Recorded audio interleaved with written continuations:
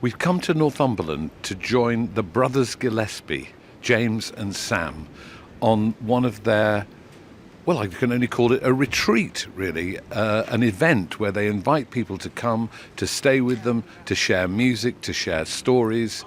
So what a privilege it is to be asked to join them and to walk with them in the footsteps of centuries of pilgrims to Holy Island. The London bent line, black London white. Bring me to Northumberland, the land of my delight. Bring me to Northumberland, the land of my delight. The London bent land, black London white. Land of singing waters, winds from off the sea. Bring me to Northumberland, the land where I would be. Bring me to Northumberland, the land where I would be. Land of singing waters, winds from off the sea. We're in the village of Dunstan in Northumberland, and we're here with James and Sam Gillespie, the Brothers Gillespie, who are staging one of their walking and music events. And the happy voices you hear are the participants getting ready to be introduced to each other, to have supper together, and to hear James and Sam's beautiful music. But let's go and join the throng.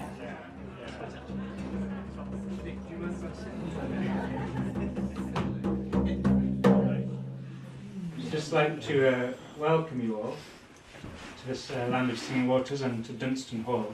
And just to speak a bit more about what this is, because I know that some people are really familiar with this, and some people might be wondering what they've let themselves in for, and, what this gathering is. And it began as a dream that we had to kind of, in a way, weave together our passions for kind of being out on the land and relating to the land and walking, and the music and the story and the folklore, and the gift of being in community with people, being in the circle with people. So it's I suppose we think of it kind of like a mead hall, like a feasting hall. And we would love it to be a space of welcome and celebration, and where the heart could be open, and it's conducive with dreaming. And I think, especially because we're going to Lindisfarne tomorrow and crossing the Pilgrim Sands, I think it's nice to bring in some of the kind of currents that are flowing into how we relate to this place, and what's inspired us to summon people to this place in particular. So in the spirit of the pilgrimage, we'll sing this song called Pilgrim Song.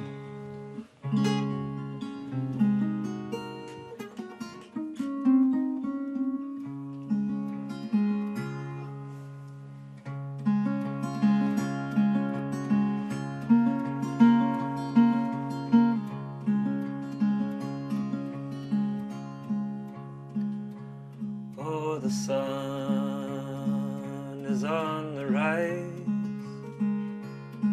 sweet breezes blowing in the pines.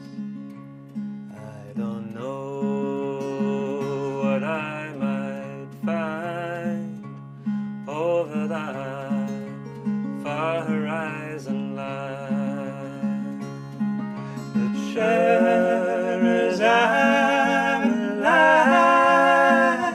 I'm gonna go.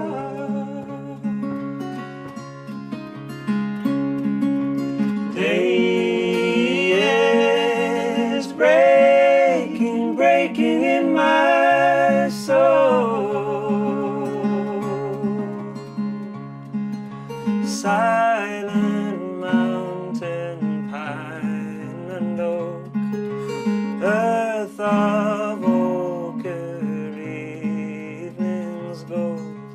kisses of the gentle rain.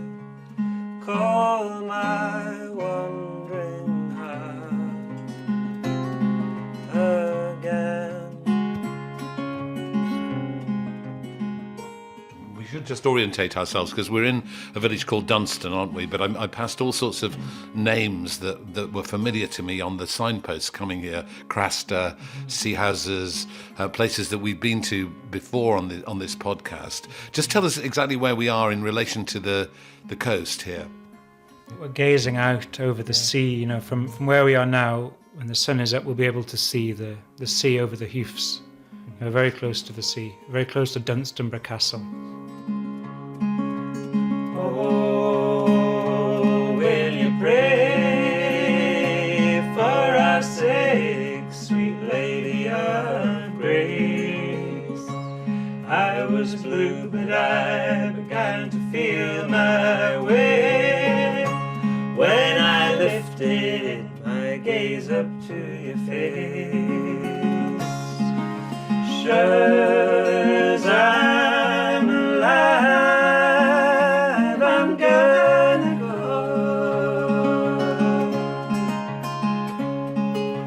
Day is breaking, breaking in my soul. In this dark and cracked and lonely place, how we long for the light of your embrace. And I'm a stranger passing through. Someday I'll come back to you. There's no gift I could dream of like the glowing lamp of love. I'm really interested, Sam, to learn a little bit more about why you are so embedded in this landscape of Northumberland. Is this where you come from originally? Yeah, so we grew up in a village called Wall, which, as the name suggests, is right on the Roman wall, north of the town of Hexham in the North Tyne Valley. And our parents weren't from here, so we've had a kind of, you know, an interesting experience of relating to Northumberland. So we grew up here, and it's, you know, kind of deeply sort of seeped into our bones, you know, but we don't have ancestors in the graveyard. But nonetheless, this is the land that held us growing up. It just really sank into us, and it inspired us, and it continues to inspire us. Why does it mean so much to you, James? Well, this land in particular is the land I know best. It's the land where I've, I suppose, most consistently and consciously felt that the land has started to recognise me, you know, and my friends and family as we've been growing up. There was a sense that we are not strangers in the land, and we feel a sense of belonging in it, and some particular places especially resonate with that. But, you know, you just, when you've grown up somewhere and had so many memories, the land itself becomes the thing which holds your life, you know, your life story. So it's very, very beautiful land. I love it very much. Time has come for me to go. Fare thee well now, kind faces of the road. The gift you gave you might not know, but it stays with me. I feel the embers glow. Sure as I'm alive, I'm gonna go.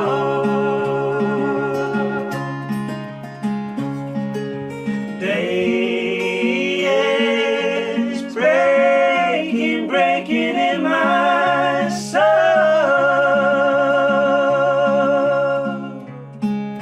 Strangers living different lives. Tonight by grace we cross the great divide. You welcomed me, showed me to the fire. You sheltered me, you shared your food and wine. And evening falls like silver dew. Farewell, friends, I'll think of you.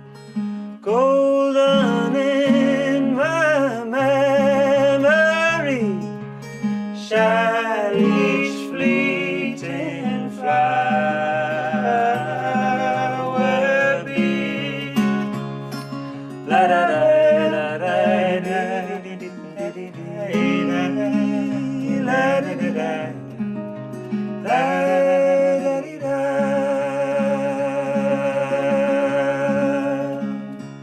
Oh, the sun is on the rise, sweet breezes blowing in the pines. I don't know what I might find over that far horizon line.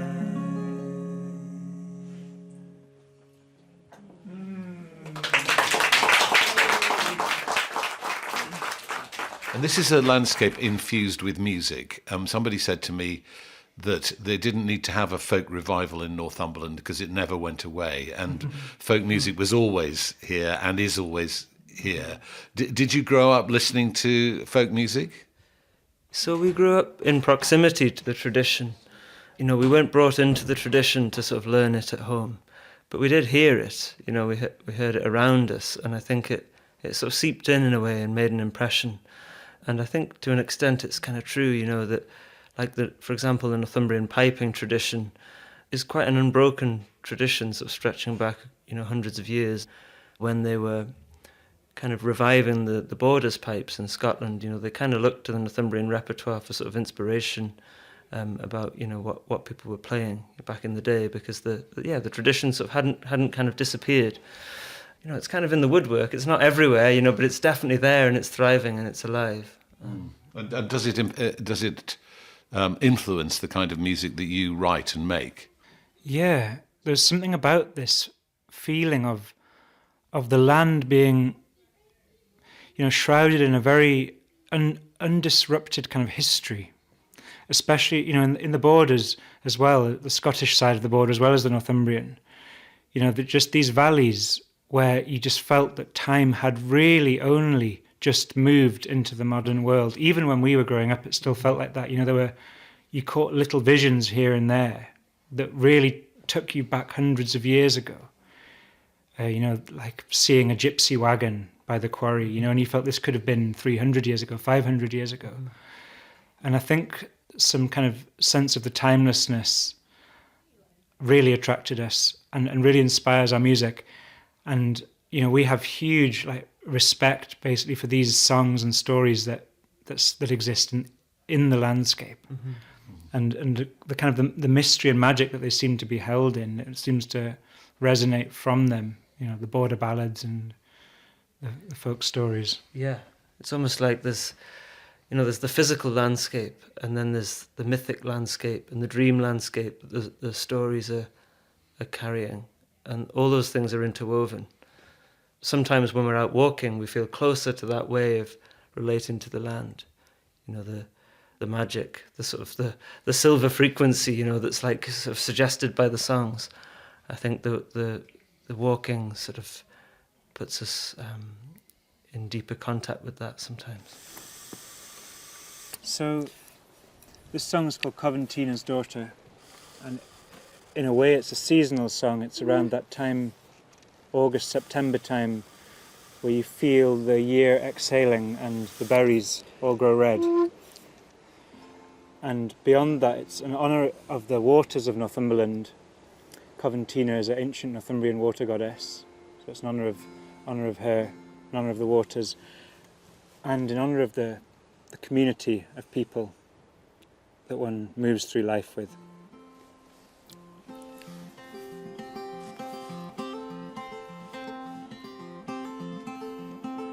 Who flies over the windsill, a thrush in the blue is singing gold over the hill.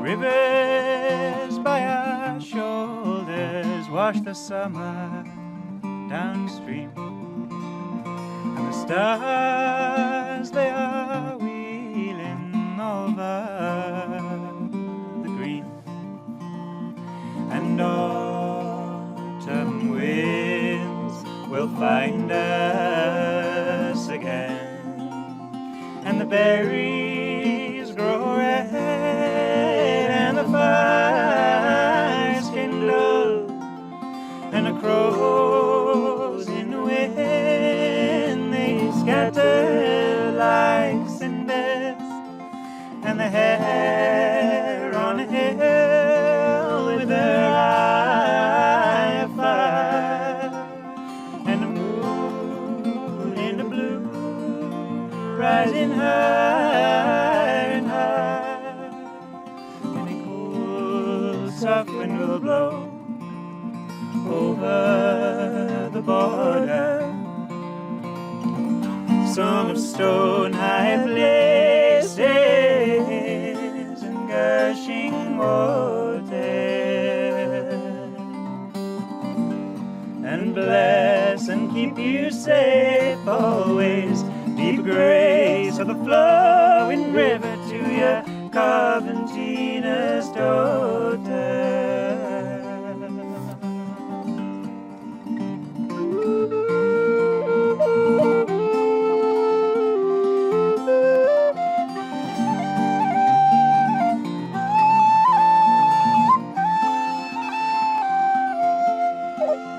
The sun is setting behind those western hills.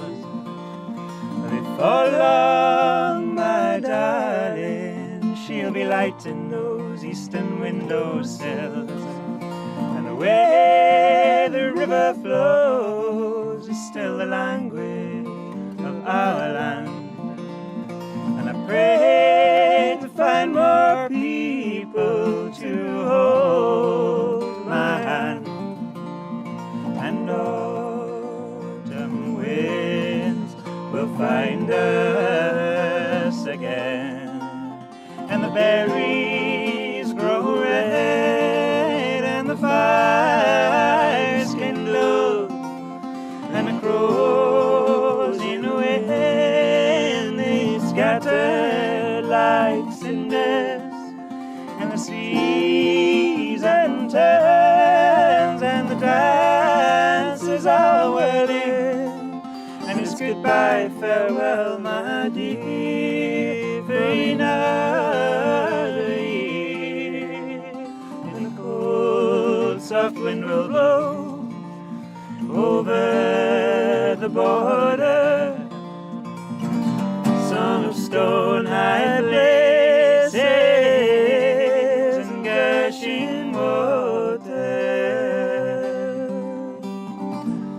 and bless and keep you safe always. Deep grace of the flowing river to your Coventina's daughter.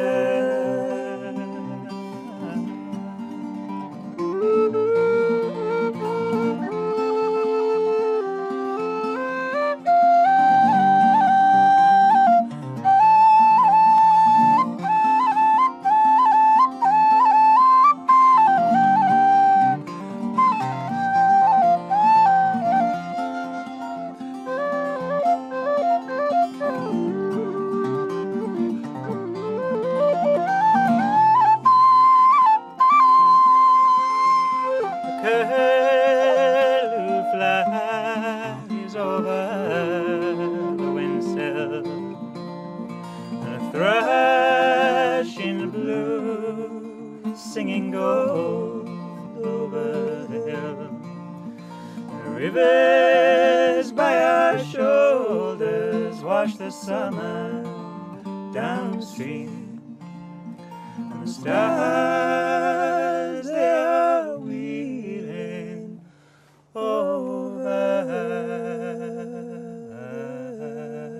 green. One of the things that I'm most excited about is that tomorrow you're going to take us on a walk across the pilgrim path, across the sands to Holy Island. Sam, tell us about that experience. What are we going to experience as we go across there? Yeah, so it's a very special route and a very special landscape. It's an ancient pilgrimage route to a tidal island. And at our last Land of Singing Waters gathering, we learned that the original Brythonic Celtic name meant the Medicine Island, which probably means, I imagine, something to do with healing, to do with spiritual practice has been taking place there for a very long time, since before it became even, a kind of a Christian site. In sort of early Celtic Christian times, they established the sort of monastery there, the monastery of Lindisfarne. That was created by Saint Aiden, who came at the invitation of Oswald of Northumbria to kind of establish a new religious community.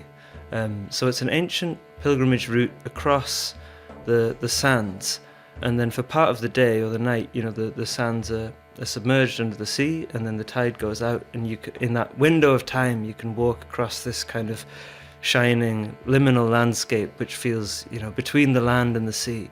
The sky and the horizon feel very wide. You might hear the seals, if you're lucky, sort of calling in the distance in their kind of plaintive way. And are there dangers? Because the tide could come in presumably while we're walking, could it? There are dangers, of course, with the sea, but I suppose there's this sense of a tried and true route, even though it's going over a very liminal landscape where you can lose sense of time, and if you go at the wrong time you can get into trouble. But nonetheless, there is a sense of this is a well-trodden route. And, there's these posts coming out of the sand which are encrusted in barnacles up to the level of the high water mark. They lead you all the way across. But there's a feeling that, you are in good company of 1500, 1600 years of pilgrims, that have done the same thing.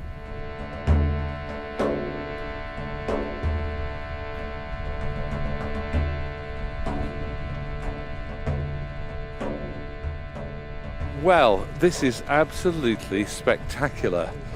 We are heading out across the sand, the wet sand, with the sun, the late autumn sun beating down on us, and a very brisk breeze blowing. And Natalie, the producer's barefoot. James is barefoot. I have my wellies on because already it's quite wet underfoot. But we're following this line of very tall posts and just trying to catch up with the rest of the party who've set off just ahead of us. And the sky is blue. There's bright blue sky just dotted with white clouds, but it's a very breezy morning. James, how are you feeling? Yeah, I'm feeling good. I'm feeling glad to be here on the sands. How many times have you done this? I've lost count of how many times I've done it, actually. I don't know. I'd say less than 20 times probably I've done it. Right, and does it always inspire you as you set off like this? Because it's such a beautiful day, isn't it? Yeah, it always inspires me. The way the light plays off the sand is kind of amazing. I mean, we're completely exposed, which is both the joy and the concern, really, because that's why the wind is blowing so strongly on us, because the ground around us is completely flat, and we're effectively walking across the sea. Yes, like if you look over there, you can see the waves breaking in the distance, and it looks like they're a long way above us, but somehow we are dry, even though it looks like the waves are above us over there in the north. And look, here's Sam joining us now. Hello, pilgrims. Hello, you brought your drum? That's right, yeah. Yeah, and you've got the shruti box. Are you going to sing a song? Yes, so we've just kind of stepped out onto the pilgrim causeway, and we're about to circle up. Hiya. I'm Paul. I'm leading. Hello. You are Natalie. Matthew. Nice to meet you. Have you got any advice for me about making the journey across? Well, if you want to do it authentically, take your shoes off. Right. But if I don't want to do it authentically, can I keep my wellies on? You can. You've got wellies on, I see. Well, last week I guided across and it took me 2 hours to get the feeling back in my feet. And I couldn't operate the pedals on the car, so I had to sit around till I got some feeling back. Right. You're on the coach today, so it doesn't really matter. So I thought today is probably about time to put the wellies on. Okay, fine. There's one section where we'll need to paddle. Yeah. You should be okay. Normally at this time it'll be below welly height, but I can't tell you till we get there. Guarantee it. Yeah, Can't guarantee. There are no guarantees on this. This time of the year the seals move from the sandbank on the far side, And they go out to the Farne Islands, which are the islands in the distance, and you can just see the lighthouse on, and that's where they'll pup before next year coming back in to the bay again. So unfortunately there are some left, and you can just see them out towards Bamborough Castle, but in a few days probably will have all gone.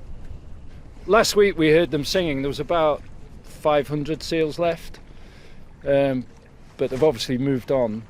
And yes, you can hear them singing. The sailors used to think it was the souls of the dead. So if you can imagine mist and an airy atmosphere and being on an old sailing boat and hearing the seals sing, I'm sure you would think it was the souls of the dead coming to get them. What if we sing now? Do you think the seals will think that we are some kind of strange spirit coming to them?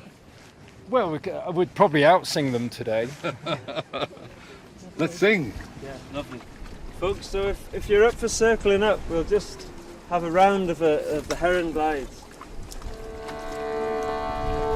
So this is a song that was kind of inspired by this stretch of coast and the golden age of Northumbria and the coming of Aiden and Oswald to this land. And I think, you know, maybe we can also feel into those even more distant times, you know, before they made the monastery here, when it was that Medicine Island, when it was Medcote. That's, you know, one of its names and part of its magic too. So if you know it, feel free to join in.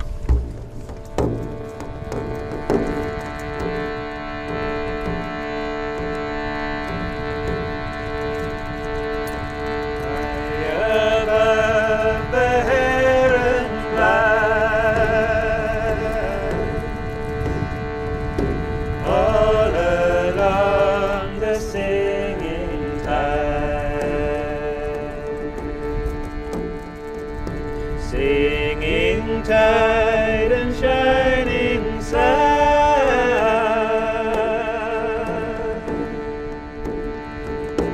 edges of a golden land. A vision haunts my inner eye of a distant misty eye, rising from the running tide,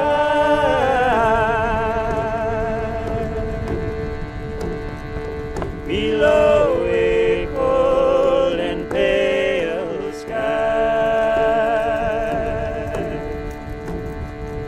A prayer is cast upon the sea, echoing within the deep, calls me to a mystery.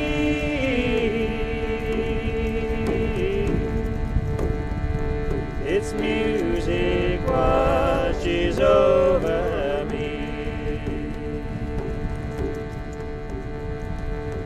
Music washes over me. Its music washes over me.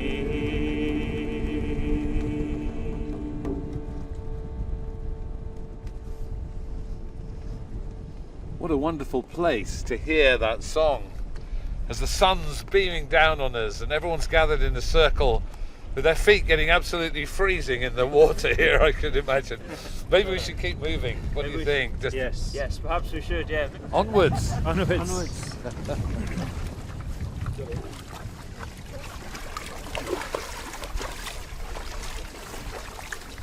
It's surprisingly warm, wasn't it?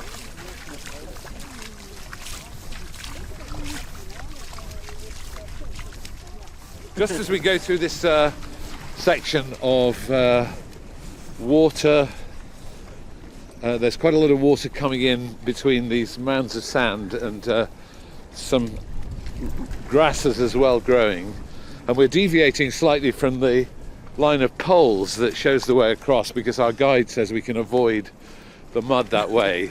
But St Cuthbert was associated with here, wasn't he, Sam? He was, yeah. He was originally based at Melrose, in the borders.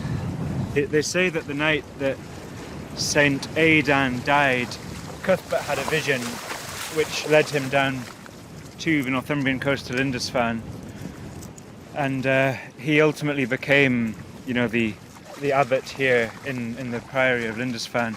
But you can see that, in the distance there is the Farne Islands.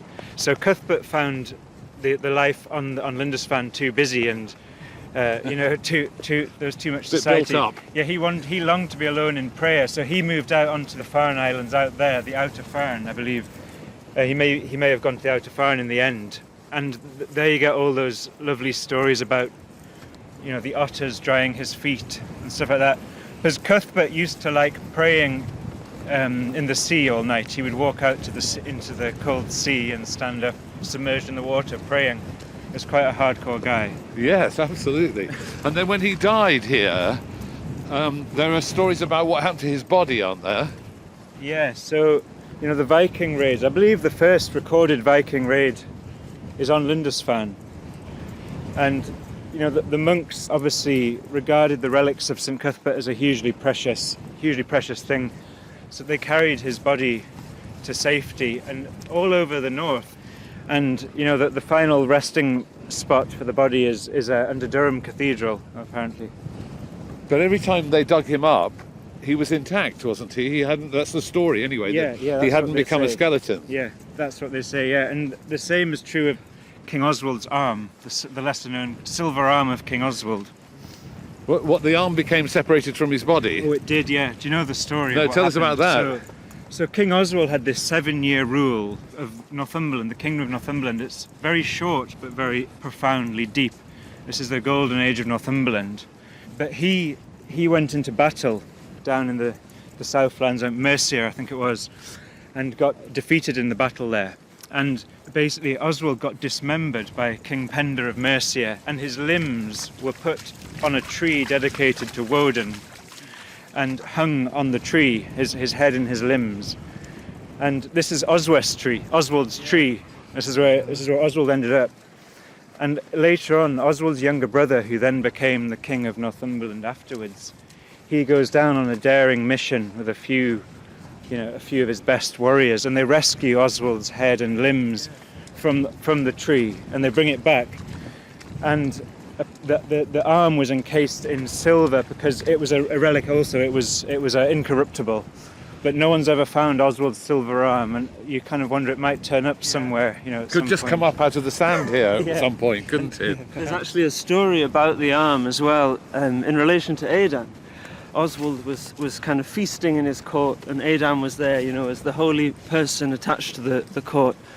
And some kind of needy people, some poor people arrived at the court, and Oswald decreed that the plate that he was kind of eating off, the silver plate, should be broken up and given to these people who are in need.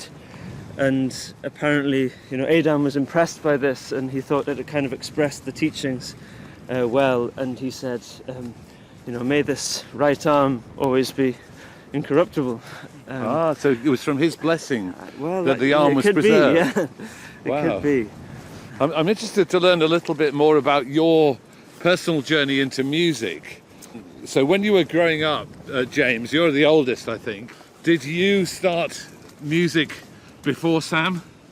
I was given a violin by the school when I lived in Newcastle still. Sam and I grew up first of all in Newcastle, and they gave me a violin. And probably shortly after that, you started playing the guitar in Hexham. So I suppose, the playing of music came to us through the schools. Right. And did you play folk music at that time, or were you just playing classical violin? I didn't have a concept of folk or classical. I just played whatever we were instructed to play. The first tune that really got me was a folk tune. And it was a very simple folk tune called The Sword Dance, which they taught us by ear.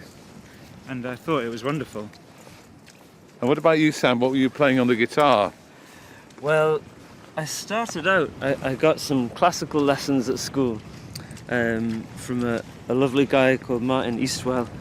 He was particularly into sort of kind of earlier music, kind of lute music and sort of, kind of old classical guitar music, things that where the kind of classical end of things kind of almost blended into a folky kind of sound, folky delivery.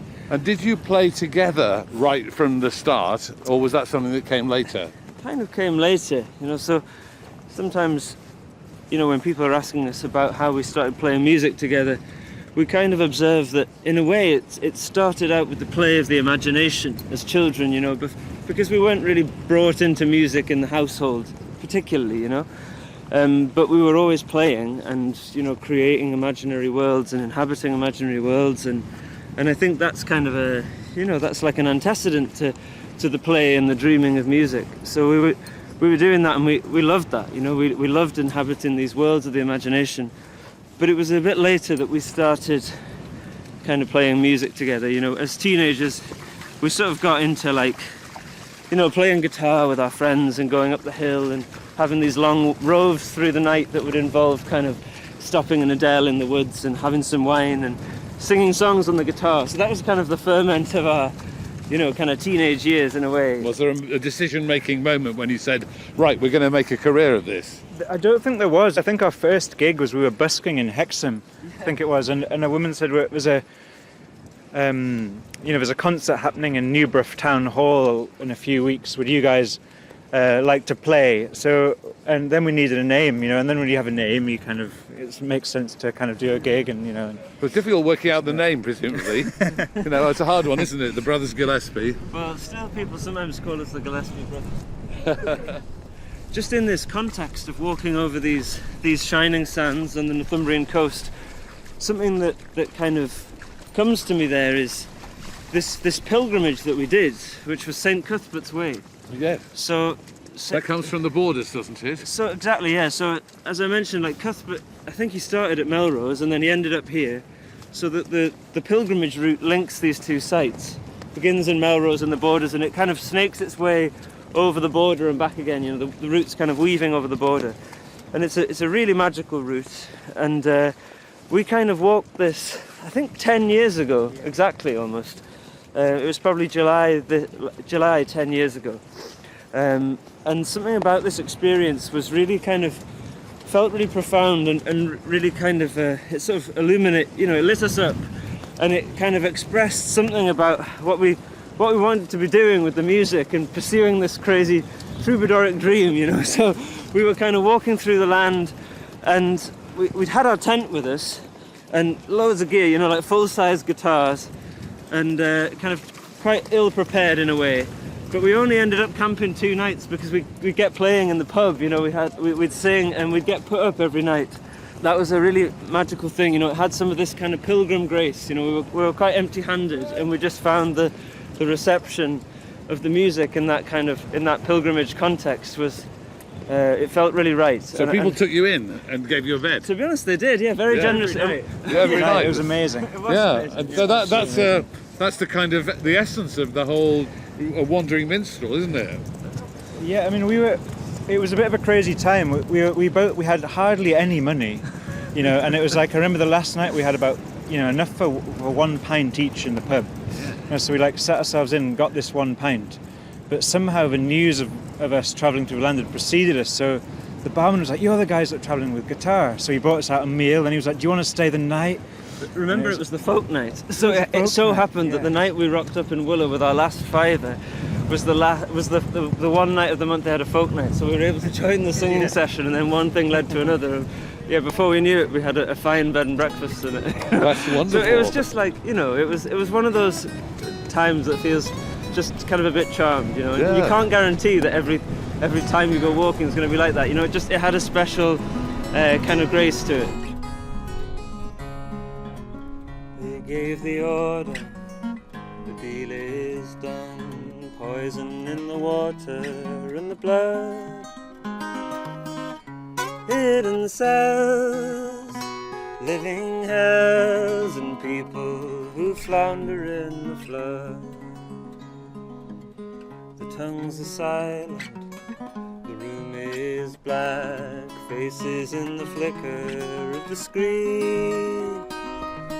Somewhere I hear beyond the famished field the cuckoo, she's calling in the wind, crying, oh, come on home to your names. Without you, my song is not the same.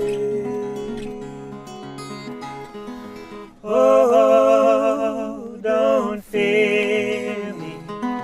Oh, draw near me. Somewhere down in our beyond, we'll be dancing in the storm.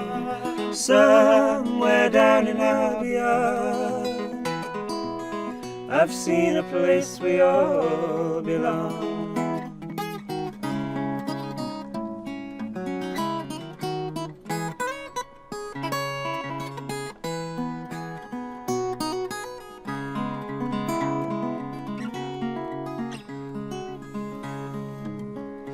How I long to take your hand while there's still water in the well. The light is torn, yet life is being born. Voices still singing on the fell. Voices in the current and the swell, singing, oh, come on home to your name.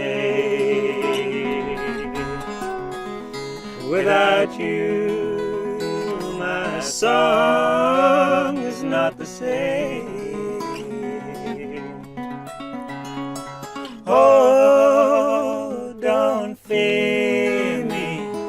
Oh, draw near me. Somewhere down in our beyond, we'll be dancing in the dawn. And though the love was so strong, even if it all went wrong, wrong, wrong, I'll write for you a song when we get to our beyond.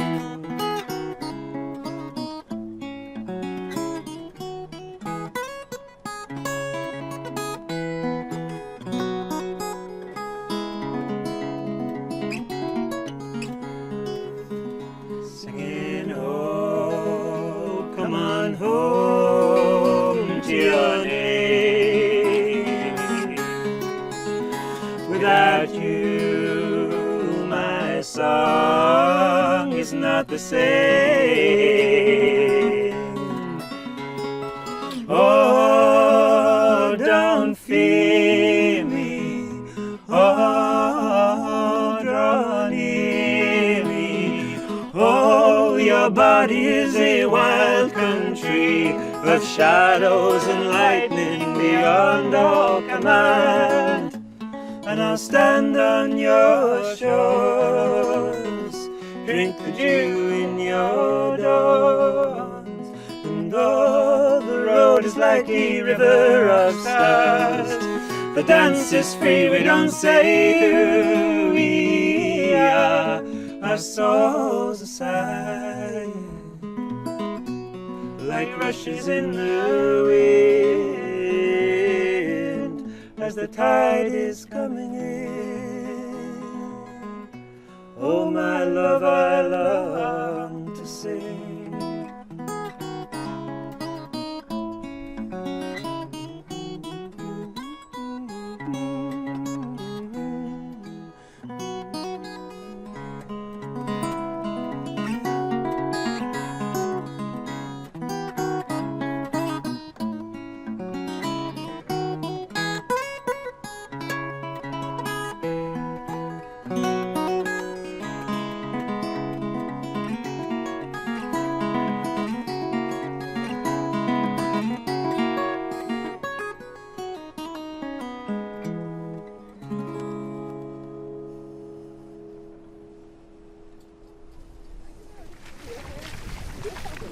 So as we get closer to Holy Island, there's a stretch of water here which we're going to have to paddle through. I think paddle is the word rather than wade, but nonetheless the water's deeper certainly than it has been so far, and you might hear us splashing through the water. Paul the guide is going ahead, ready to check the way, and then he says it's fine.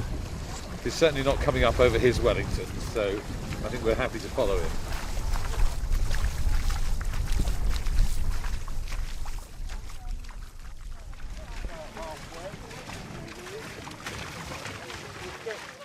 Liz, could we have a quick word? Of course. Liz, it's lovely to see you. I think you're the Liz that runs the Walthamstow Folk Club, aren't you? Yes, that's right. I know you were a regular attender of these events. We've been every year to the October ones. We haven't been to the May ones, but we're thinking we might try and come to the May ones next time. So we've been to 3. And why do you keep coming back? Well, I think probably from the accent. I'm from Northumberland, and it's really evocative for me of a lot of what's in me, coming from the countryside, I was brought up about 3 miles from where they were brought up, the boys. In fact, we went to the same school with some years between, it has to be said. And I think a lot of the things they talk about are what shaped me. The stories of the landscape here and the history. The folk tales. And you feel the sense of history here, don't you, coming across this Pilgrim's Way to Holy Island? Very much. It's something I did as a child, of course. But I think the whole of Northumberland has a very strong sense of history, and I think people are very aware of it. You know, even younger people are very aware that they're being brought up in a historical place, if you like. And James and Sam create such a wonderful atmosphere here, don't they? Of course. I mean, I think that's why we keep coming back. I said it was very evocative for me of things within me, and they touch that. And what they do touches that inside me very much. We've got a whole array of people from everywhere here. People from the Netherlands, people from Germany. And all over England. Yeah. And Wales we've had. And they obviously respond to that in some quite deep way that I think is obviously very different from the way I respond to it. But nevertheless, a very emotional response. It's very heartwarming, isn't it? There's something about escaping from our daily lives into a shared space of warmth and safety. Yeah. I mean, I think increasingly we're all feeling a bit more threatened by our environment, not just by the climate changes, but also some of the political changes are rather terrifying. And I think here we are in a safe space with like-minded people, and you feel you can say anything. And people might not agree with you, but they will give you the space to do that, and we can have that discussion, and we all learn from that. Is there something spiritual about it too? Got a sort of sense that, you know, there was a deeper dimension. Well, I think yes, but I think sometimes these things are very hard to put into words, but there's a kind of a very old-fashioned word, which is decency, and I think that's sort of slipped out of politics and all other things, and you just know that everybody here has an inherent decency about them that you can rely on. That's a wonderful thing to say, thank you, that's very moving. That's very, yeah, it's wonderful. Yeah.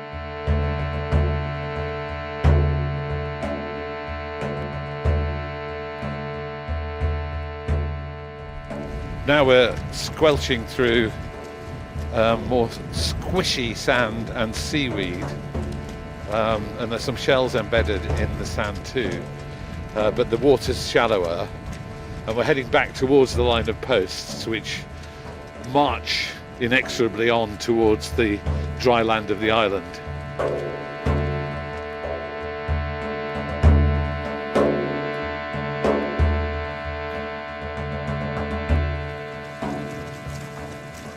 So Sam, we're coming towards the end now. That's right, yes. So we're just about to step off the tidal sand and onto the earth of Lindisfarne, the Holy Island. And how has today's crossing compared to others that you've made, James? Well, it was the weather has been quite gentle and the water was quite shallow. So that's kind of, I think... That's all you can hope for, Yes, really, yeah. isn't it? Yes. Yeah. But I feel very, very ready to dry my feet and put my shoes back on. And here we are. That's it. Yeah. We're on the island. Yes, on dry land.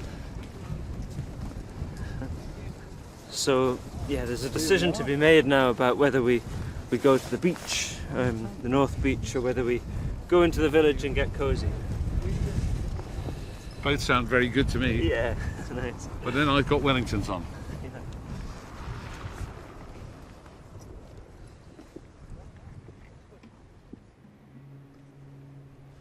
So we're in the grounds of the ruined priory here on Holy Island, and I wonder what it is that you're going to sing for us. So we're going to sing a song called Golden One, which is quite an old song, and it's a sort of story, and I think it's really inspired by the land where we grew up, the hill above the village called Wallfell, and the valley and the River Tyne. And in this song there's kind of a sort of thread maybe between the inland place where we grew up and the coast. There's some lines in the song about feeling the presence of the sea, which, even though it's kind of some way inland, I feel that you sometimes can. You can sense the sea, sense the edge of the land of Northumbria there. And it's sort of a song about someone finding their way from a sort of state of unfreedom into a kind of healing and liberating encounter with the wild and this presence called the Golden One.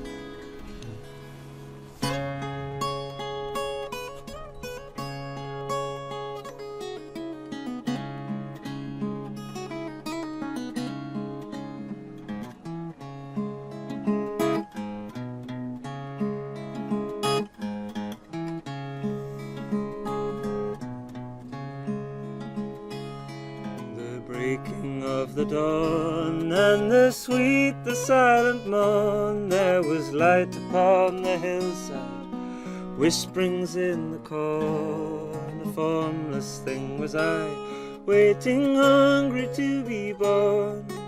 By 1,000 forces and as I was torn, but my dream was like a star. Of that one thing I was sure, and I rose to meet the journey of the day.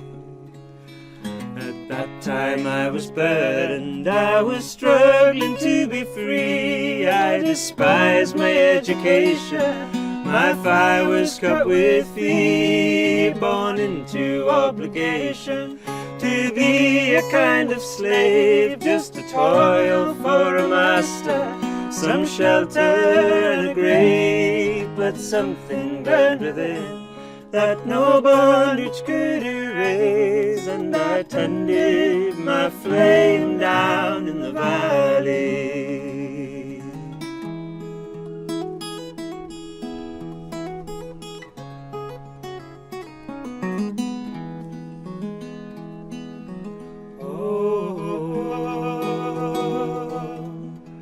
Long hearts I give birth to me again.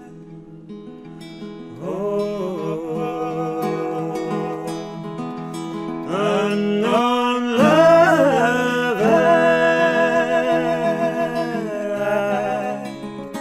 I've always known you were my friend.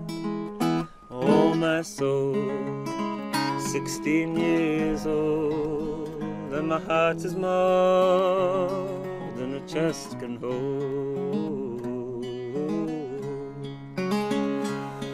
And roaming on the heights where I swear I smelled the sea, deep within the stillness, lost in a reverie. All around me was the gentle drowsy droning of the bees, felt it coming softly, my life's own destiny, and I wasn't so surprised. See those tender wild eyes taking form before me lightly on the air. Never was I truly open, so absolutely free. Oh, I'd never been so thirsty. How I drank and drank so deep, and said, come to me again. By the hill beneath the tree, or down in the dark, by the crook of the Lee, where the deep waters flow, and where often I did go to soothe all the troubles in my mind.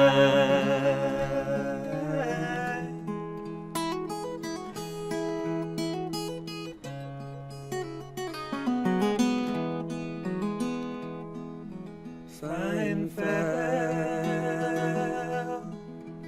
a love dreaming, lost cradle home that never was, golden one, queen of healing, I have seen you shimmering,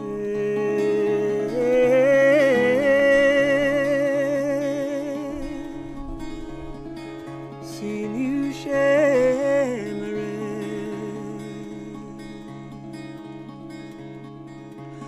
in the grasses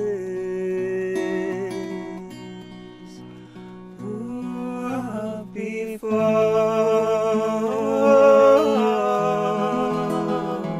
Oh, my soul, 16 years old, and my heart is more than a chest can hold. No, my master, you're not my master. I don't hate you, there's nothing you can say.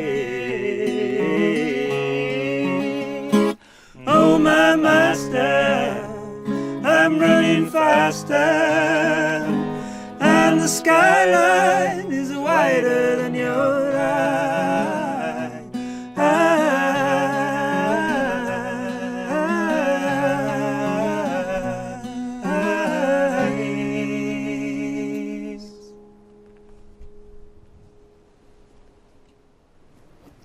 Such beautiful harmonies. That was a gorgeous experience to see you in the sunset against the red stone wall of the church there, with the priory and the people coming and going behind you. What a glorious song. Thank you very much. Thanks, Matthew. Thank you. Thank you both so much for sharing this time with us, for sharing these beautiful songs with us, and for introducing us to such wonderful company. Thank you very much Thank indeed. you so much. Thank you very much, It's been guys. Yeah. Pleasure's been ours. We've loved having you with us. Thank you so Yeah, much. it's been such a joy.